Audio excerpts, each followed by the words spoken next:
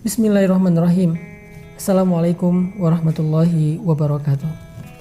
Saya ingin menyampaikan beberapa nasihat dari ulama untuk kita semuanya yang merasa pernah meninggalkan sholat atau yang sampai hari ini masih mengabaikan sholat, masih sering meremehkan ibadah sholat. Para ulama menjelaskan banyak sekali ayat-ayat dan hadis-hadis tentang ancaman dari Allah bagi orang yang meninggalkan sholat. Bahkan kalau kita membaca di dalam rukun Islam, sholat itu termasuk rukun yang kedua setelah syahadat. Artinya akan ditolak keislaman seseorang walaupun dia mengatakan asyhadu an la ilaha illallah wa anna muhammadar rasulullah, tetapi dia tidak melaksanakan sholat secara sengaja tanpa uzur yang diperkenankan. Bahkan di dalam Al-Quran Allah berkali-kali memberikan kalimat ancaman, diantaranya fawailul lil musallin alladzina hum an sholatihim sahun. Celaka orang yang sholat, yaitu orang yang lalai dalam sholatnya. Apa maksud lalai dari sholatnya? Dia udah sholat tetapi sholatnya asal-asalan. Orang yang sholatnya tidak khusyuk. Orang yang sholatnya kadang dia lakukan, kadang dia tinggalkan. Orang yang sholatnya buru-buru tidak memenuhi rukun. Orang yang sholatnya yang gak benar wudunya atau bersucinya. Bagaimana dengan orang yang tidak sholat? Makanya Allah Subhanahu wa Ta'ala menggolongkan di antara ciri-ciri yang paling jelas terhadap kemunafikan seseorang adalah dia malas dalam ibadah sholat. Bukan tidak sholat, malas dalam ibadah sholat. Allah berfirman di dalam surat An-Nisa, wa idza qamu ilas sholah qamu kusala. Kalau mereka berdiri untuk sholat, mereka berdiri dalam keadaan kusala, bermalas-malasan. Mungkin kita sholat, tetapi apakah sholat kita termasuk bermalas-malasan? Bagaimana dengan tarawih kita? Apakah termasuk bermalas-malasan? Kita mencari tarawih yang paling cepat, yang hanya dalam hitungan 15 menit selesai 20 rakaat atau 11 rakaat. Jangan-jangan kita termasuk orang yang sahun walaupun sholat, lalai walaupun sholat. Jangan-jangan kita termasuk orang yang kusala, orang yang bermalas-malasan walaupun kita lakukan ibadah itu. Seandainya kita termasuk orang-orang yang lalai atau orang-orang yang bermalas-malasan dalam sholat, na'udzubillah, berarti masih ada kemunafikan di hati kita, tertolak iman dan Islamnya di sisi Allah Subhanahu wa Ta'ala. Teman-teman yang dirahmati Allah, sholat adalah satu-satunya ikatan antara kita dengan langit. Sholat adalah satu-satunya ikatan antara hamba dengan Allah. Sehingga ketika kita meninggalkan sholat satu kali saja, berarti kita telah memutuskan ikatan kita dengan Allah.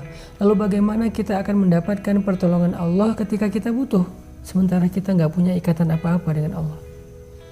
Ketika kita tidak punya ikatan apa-apa dengan seseorang, bagaimana kita akan berharap orang itu menolong kita? Seorang perempuan yang tidak punya ikatan apa-apa dengan mantan suaminya, bagaimana dia akan meminta nafkah kepada mantan suami itu? Begitu juga kita dengan Allah. Kalau ikatan kita dengan Allah sudah kita putuskan, bagaimana kita meminta rezeki dari Allah? Bagaimana kita meminta perlindungan dari Allah? Bagaimana kita meminta Allah memperhatikan dan mengurus kita, padahal kita sendiri yang memutuskan ikatan dengan Allah? Satu-satunya, kata ulama, ikatan antara hamba dengan Rabb-nya adalah as-sholah.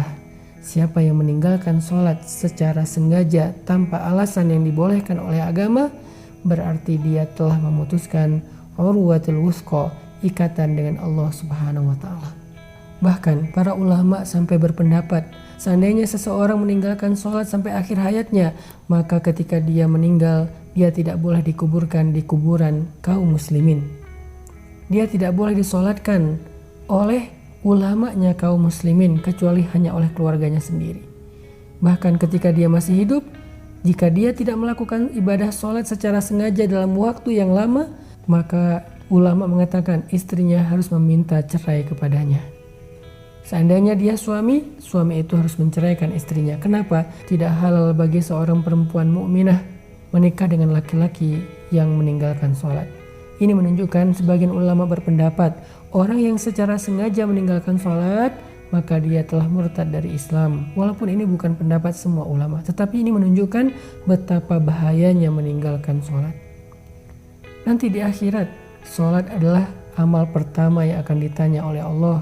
Seandainya sholat kita benar, maka amal yang lain akan Allah perbaiki.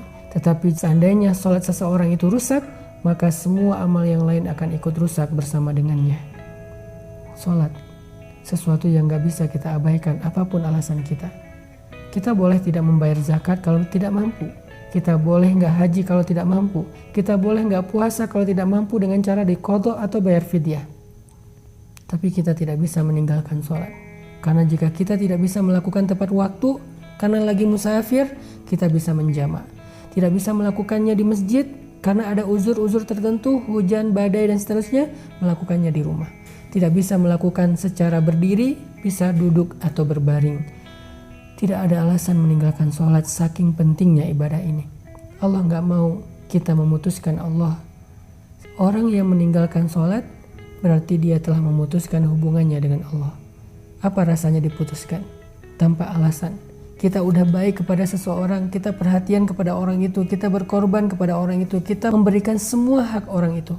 Tapi tiba-tiba dia ngajak kita putus tanpa alasan. Gimana perasaan kita?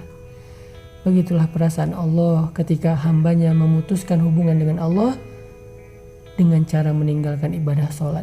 Padahal Allah selalu memberikan kebaikan dalam kehidupannya. Jangan putuskan Allah dengan meninggalkan sholat. Mudah-mudahan ketika kita menjaga sholat, Allah akan menjaga kita. Barakallahu fikum.